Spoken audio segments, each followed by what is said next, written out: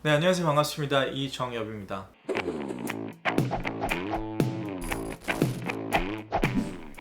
이번 영상에서는 장기 투자에 대해서 한번 얘기를 해볼게요. 일단 장기 투자라고 하면은 반감을 가지시는 분들이 저는 분명히 있다고 생각을 하는데, 그런 분들 중에 대부분은 한국 주식시장에서 투자를 하시고 계시는 분들이라고 생각을 합니다. 그래서 왜 그런 분들이 과연 장기 투자를 안 하실까에 대해서 생각을 해봤는데, 크게 두 가지가 있는 것 같아요. 첫 번째는 한국 주식시장에 워낙 변동성이 많잖아요. 그렇기 때문에 변동성이라는 거는 다 돈을 벌 수 있는 기회이고, 그거를 놓치는 게 사실 아까울 수 있죠. 그렇기 때문에 한국에서 주식을 하면 어쩔 수 없이 자연스럽게 단타 위주의 매매를 하게 되는 것 같아요. 근데 여기서 제가 말씀을 드리고 싶은 건, 단타라는 것은 결국 길게 봤을 때는 운에 크게 의존하는, 어떻게 보면 도박 같은 행위라고 생각을 하기 때문에 대부분의 분들은 안타깝게도 길게 봤을 때 크고 작은 돈을 잃게 될 수밖에 없는 그런 상황이 올 수 있다고 생각을 합니다. 그리고 두 번째로 여러분들이 장기 투자를 안 하는 이유는 아마도 한국 주식시장이 길게 봤을 때 오르지 않아서가 아닐까 생각을 해요. 심지어 이런 말까지 있더라고요. 장기 투자라는 것은 미국에서나 되지 한국에선 되지 않는다. 심지어 워렌 버핏이 한국에 투자를 해도 돈을 못 벌 것이다. 근데 사실 이런 말이 나올 만한 이유는 다 있어요. 코스피 코스닥의 지난 5년, 10년 차트를 미국 주식시장과 비교해 봤을 때 한국은 거의 오르지 않았거든요. 그래서 만약에 여러분들이 지난 5년, 10년 동안 한국에서 장기 투자라는 걸 하셨다면 당연히 잘못된 선택이었겠죠.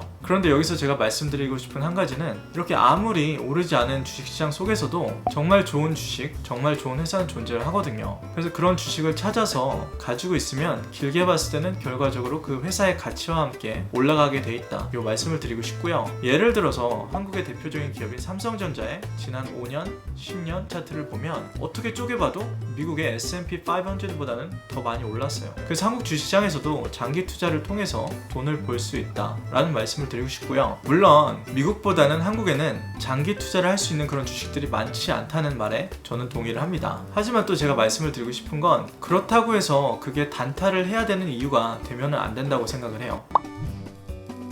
그래서 이번 영상에서는 여러분들이 왜 장기 투자를 해야 되는지, 그 근본적인 이유에 대해서 두 가지 투자 명언을 빌려서 설명을 하겠습니다. 첫 번째 명언은 가치 투자의 창시자이시자 워렌 버핏의 스승님이신 벤자민 그램이 하신 말인데, 제가 개인적으로 굉장히 좋아하고 장기 투자를 가장 위트 있고 정확하게 표현한 주식 명언이 아닐까 생각을 합니다.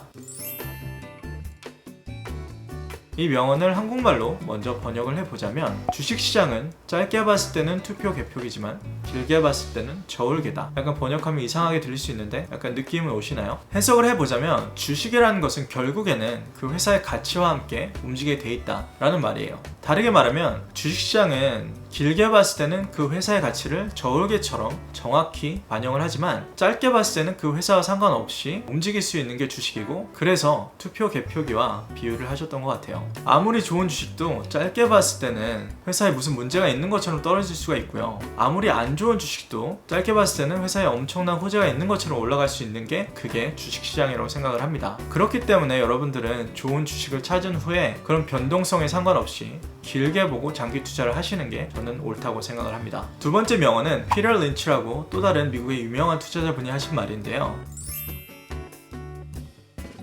번역을 먼저 해보자면, 주식시장에 조정이 왔을 때 잃는 돈보다 그 조정을 예측하려고 하다가 잃는 돈이 훨씬 더 많다.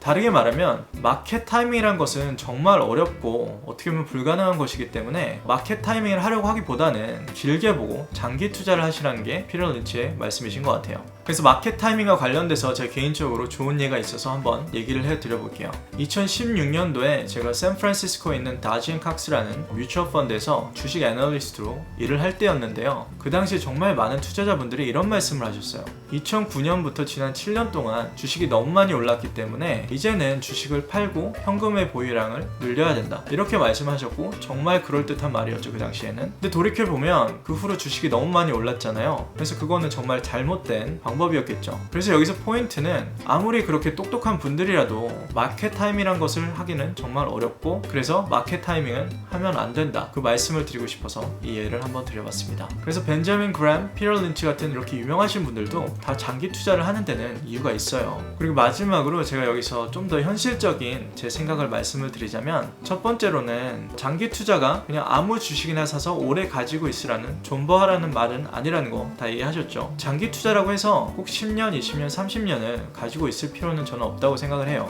물론 그만큼 좋은 회사라면 평생 가지고 있어도 되겠죠. 하지만 현실적으로 봤을 때 저희가 사는 세상은 정말 하루하루 빠르게 변하고 있잖아요. 그렇기 때문에 그 변화에 맞춰서 함께 변화해야 되는 게 회사들인데 그게 현실적으로 봤을 때 쉽지 않아요. 특히나 20년, 30년으로 봤을 땐 더 그렇고요. 그렇기 때문에 꼭 너무 길게 가지고 있을 필요는 없다. 하지만 적어도 투자 선택을 하실 때는 3년에서 5년 이 정도로 길게 보시고 투자를 하시라고 말씀을 드리고 싶습니다. 그리고 마지막으로 만약에 투자를 하셨는데 그 회사 가치보다 훨씬 더 올랐다고 판단이 든다면 그냥 파시는 게 맞을 수도 있어요. 그리고 만약에 여러분들이 주식을 샀는데 그 회사의 가치를 완전 바꿀 만한 뉴스가 나면 주식을 팔아야 될 수도 있다. 이렇게 말씀을 드리고 싶고요.